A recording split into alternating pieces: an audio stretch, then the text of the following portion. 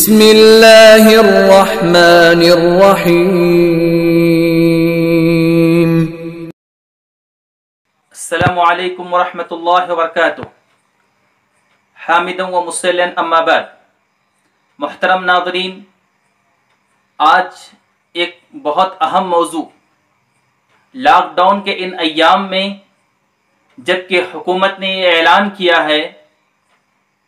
کہ امسال نہ عید کی نماز عیدگاہ میں ادا کی جا سکتی ہے اور نہ ہی اپنے اپنے محلوں کی مسجدوں میں،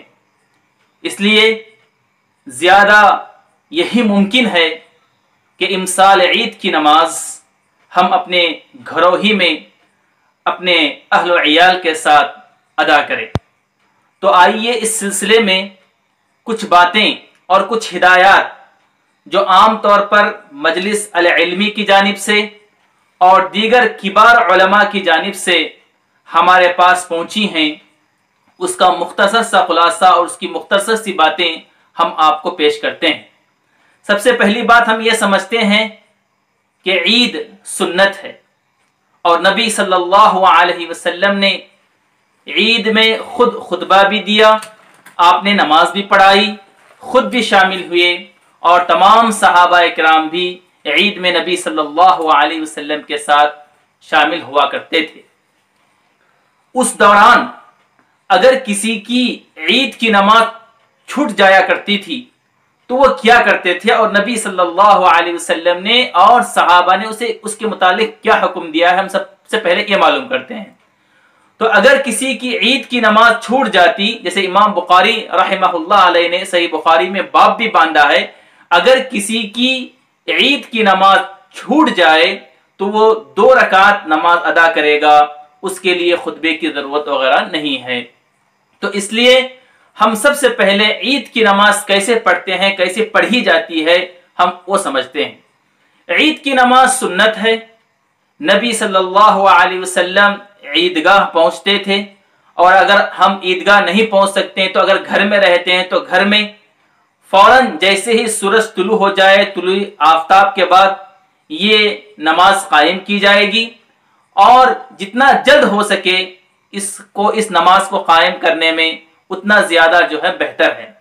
تو نبی صلی اللہ علیہ وسلم عیدگاہ پہنچتے، اس نماز کے لیے نہ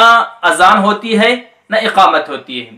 تو سب سے پہلی بات یہ ہے کہ عید کی نماز کے لیے نہ اذان ہوگی نہ اقامت ہوگی۔ دوسری بات، عید کی نماز عام نمازوں ہی کی طرح ہوگی، مگر اس میں چند باتیں زائد ہیں۔ پہلی بات یہ ہے کہ تکبیر تحریمہ کے بعد، یعنی پہلی جب رکعت میں اللہ اکبر کہہ کر ہم ہاتھ باندھیں گے، اس کے بعد 7 تکبیر زوائد کہے جائیں گے،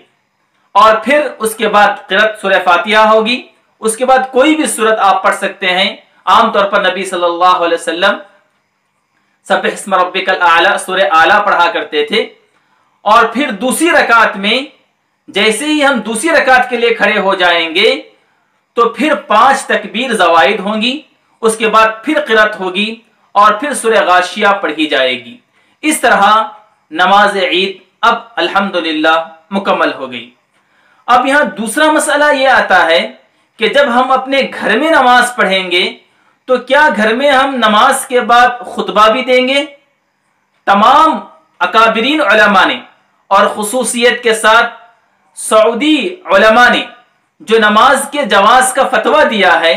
اور کئی ایک شبکہ سے، کئی ایک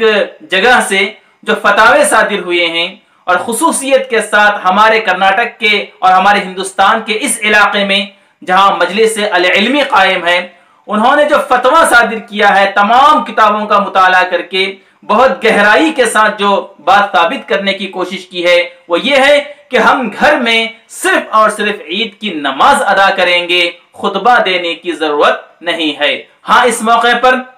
ہم اللہ سے دعائیں کر سکتے ہیں، نبی صلی اللہ علیہ وسلم جس طرح دعا کرتے تھے اس طرح دعا کر سکتے ہیں۔ تو دعا کرنا، عید کی مبارکبادیاں دینا، اور خصوصیت کے ساتھ ان ایام میں جہاں جو ہے فاصلہ برقرار رکھنے کی بات کہی گئی ہے، ان تمام چیزوں کو دھیان میں رکھتے ہوئے، خیال میں رکھتے ہوئے ہم کو عید گزارنے کی کوشش کرنی چاہیے۔ تو اس موقع پر ہم آپ کو یہی کہیں گے کہ آپ عید کے نماز کا یہ طریقہ سیکھیں، ان صورتوں کو یاد کریں، ان تکبیر زوائد کی پابندی کریں اور اپنے گھر میں اپنے گھر والوں کے ساتھ نماز پڑھنے کی کوشش کریں۔ ان ایام میں خصوصیت کے ساتھ پورے محلے والوں کو جمانا یا اپنے پورے رشتہ داروں کو جمع کر کے ایک جگہ جو ہے عید کی نماز کی پابندی کرنا، ایسا ہرگز نہ کریں، یہ قانوناً جرم بھی ہوگا، کیونکہ اب لاک ڈاؤن کے ان ایام میں کچھ پابندیاں ہم پر عائد کی گئی ہیں، اس کا پاس و لحاظ رکھنا ہمارے لیے ضروری ہے۔ اللہ سے دعا ہے اللہ رب العالمین عید کے ان ایام میں اللہ رب العالمین ہماری دعاؤں کو قبول فرمائے، آمین۔ وآخر دعوانا الحمدللہ رب العالمین۔